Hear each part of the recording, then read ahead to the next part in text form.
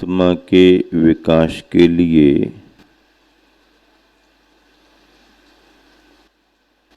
प्रयासरत हैं और ये प्रयास भव्य आत्मा की पहचान कराता है।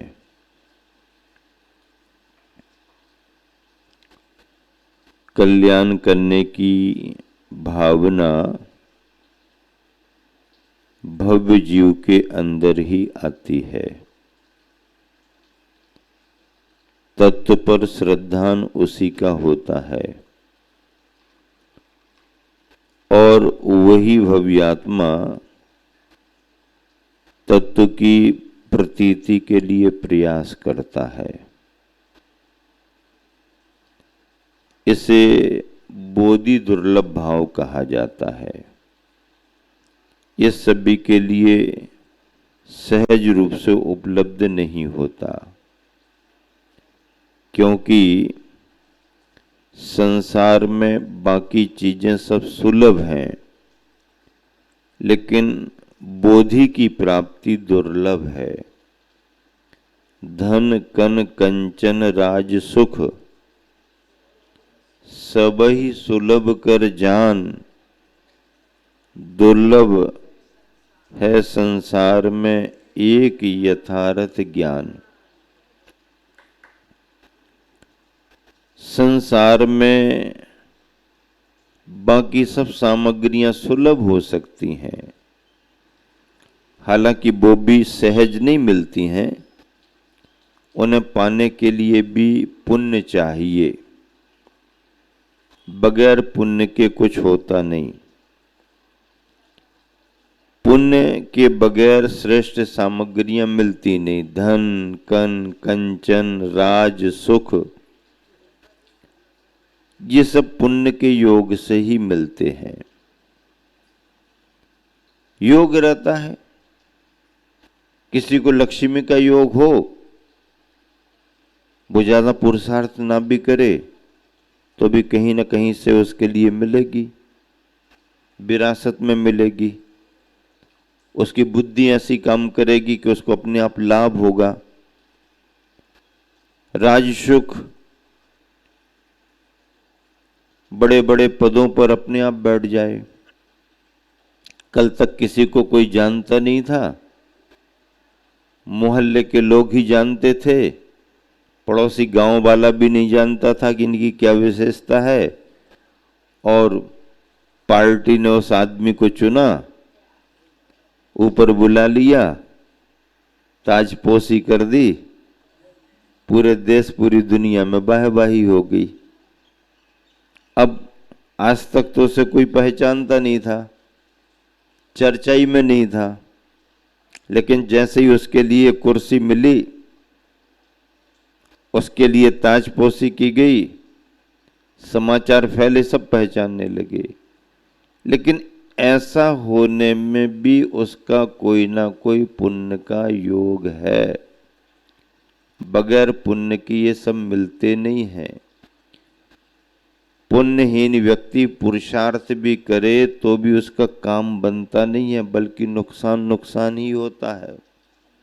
हाँ, भाग्यवान के बारे में कहा जाता कि भाग्यवान माटी में भी हाथ डाले तो अंदर से सोना निकल आता है, और पुण्यहीन सोने में भी हाथ डाले तो उसके हाथ मिट्टी ही लगती है।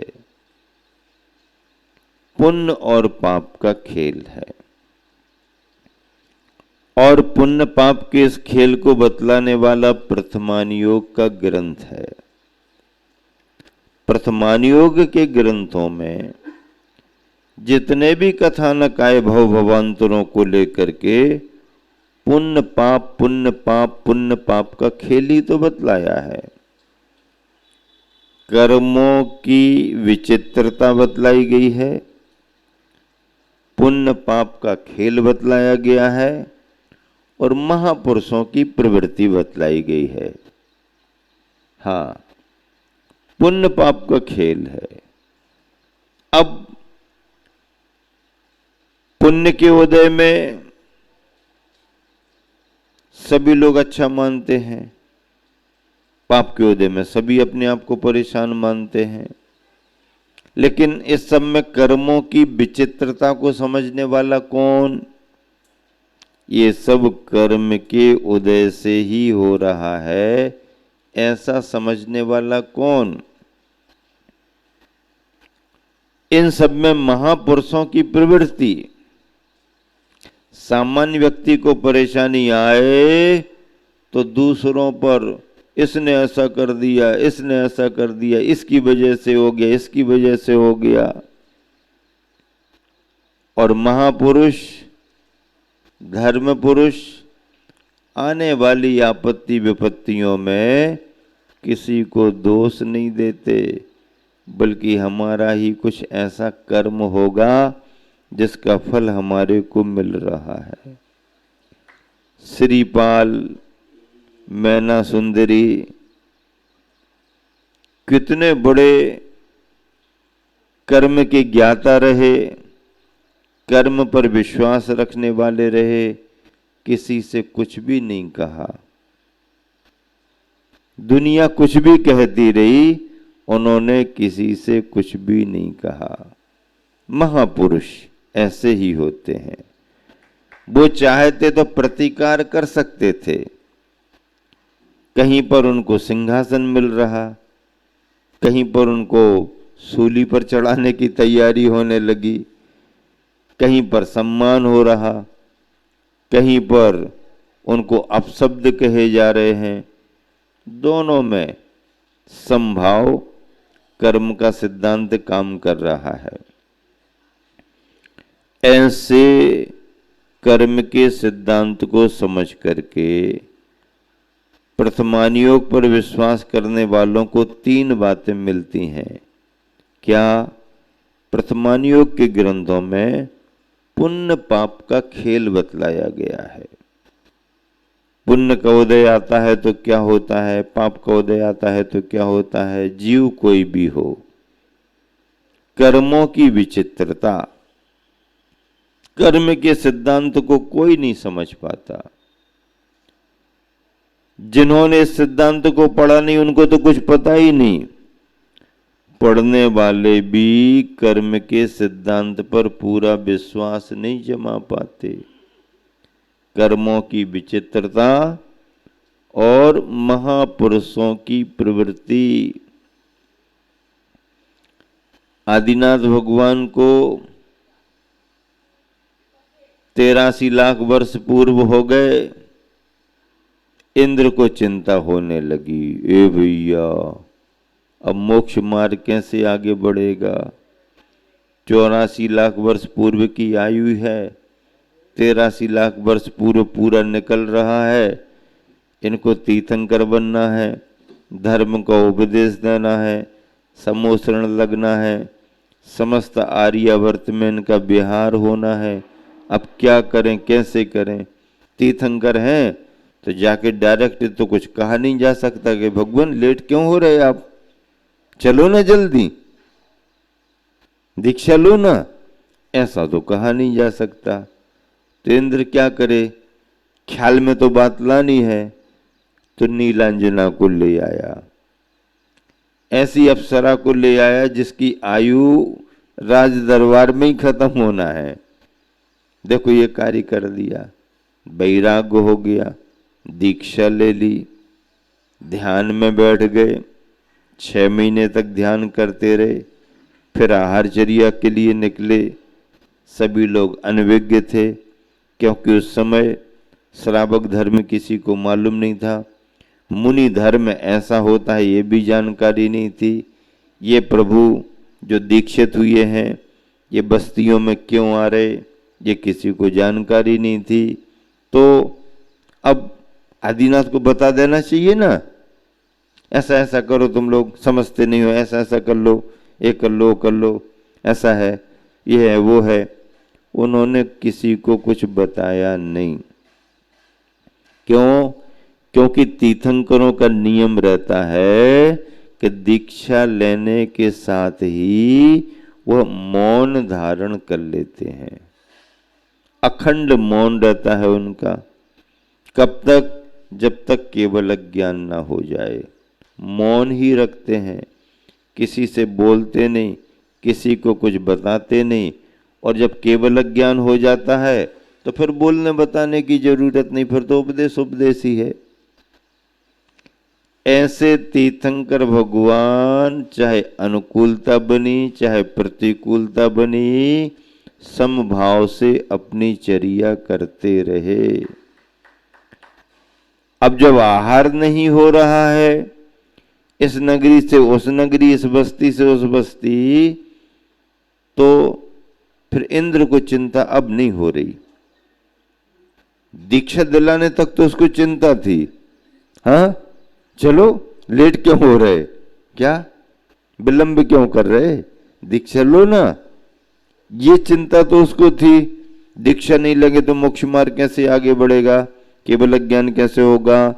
तो सौधर्म में इंद्र ने दीक्षा दिलाने की चिंता करके वातावरण तो बना दिया, और जब दीक्षा ले ली, अब उनकी आहारचर्या नहीं हो पा रही, तो सौधर्मेंद्र को कोई चिंता नहीं, भूल गया, ख्याल ही नहीं दिया।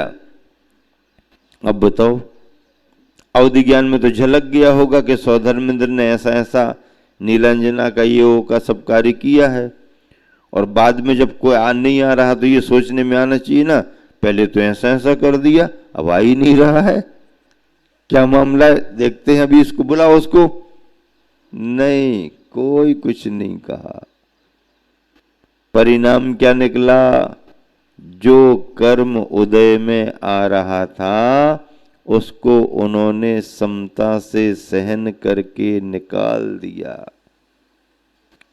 और जब ज्ञानावरणी कर्म का क्षयोपशम हुआ, क्षय हुआ, ज्ञानावरणी कर्म का क्षय हुआ, केवल ज्ञान प्राप्त हो गया, केवल ज्ञान प्राप्त हो गया। उसके पहले मुनि अवस्था में आहार भी संपन्न हो गया। तीर्थंकरों का नियोग होता है कि आहार संपन्न हुए बगैर उन्हें केवल ज्ञान नहीं होगा। 5 कल्याणक वाले जो तीर्थंकर हैं भरत ऐरावत क्षेत्र के, अगर तीर्थंकर प्रकृति सत्ता में लेके आए तो दीक्षा के बाद कम से कम एक बार तो आहार होगा ही होगा। हाँ, बिना आहारचर्या के तीर्थंकर को केवल ज्ञान नहीं। बाहुबली खड़े हो गए, आहार नहीं करना, बिना आहार के भी बाहुबली को केवल ज्ञान हो गया। भरत जी ने दीक्षा ले ली, ध्यान करने बैठ गए, न विहार न आहार, केवल ज्ञान हो गया। ये कैसे? तो ऐसे ये बता रहे ना कैसे, तो सुनो तो, बाहुबली तीर्थंकर नहीं थे, भरत चक्रवर्ती तीर्थंकर नहीं थे, तो सामान्य से चक्रवर्ती हो, कामदेव हो, सामान्य से मुनिराज हो, बलभद्र हो, ये दीक्षा लेने के बाद बिना आहार किए भी केवल ज्ञान पाके मोक्ष जा सकते हैं। इनका नियम नहीं है। क्यों? क्योंकि इनसे जिन शासन बाद में चलता है, तीर्थंकरों से जिन शासन पहले चलता है। तीर्थंकरों की जो क्रिया होती है वो शास्त्र बन जाती है। सामान्य व्यक्ति मुनि बनकर के बैठ जाए, कोई जरूरत नहीं है आहार को उठे, कोई जरूरत नहीं उपदेश दे, बिना आहार के बिना उपदेश के ध्यान लग गया, केवल ज्ञान मोक्ष हो सकता है, होता है।